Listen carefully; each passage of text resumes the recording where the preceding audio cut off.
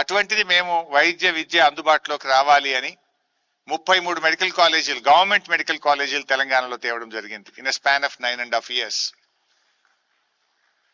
మేము in the year 2014 మా government form అయినప్పుడు మన రాష్ట్రంలో తెలంగాణలో 2850 ఎంబీబీఎస్ సీట్స్ ఉండే.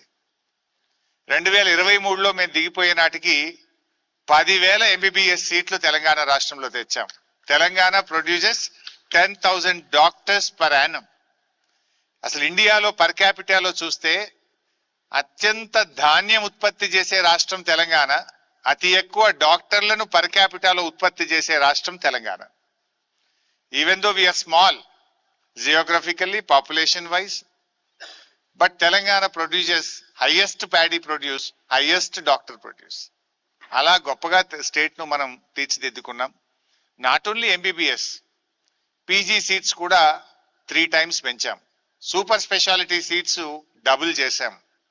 మరి డాక్టర్లే కాదు కదా, ఇక్కడ కావాలని 33 మెడికల్ కాలేజ్కు అటాచ్డ్ నర్సింగ్ కాలేజెస్ తెచ్చాం, పారామెడికల్ కాలేజెస్ తెచ్చాం, పారామెడికల్లో కూడా స్పెషలైజేషన్ తెచ్చాం. ఇట్లా అనేక రకాలుగా హెల్త్ హబ్గా ఈ రాష్ట్రాన్ని తీర్చిదిద్దాలి.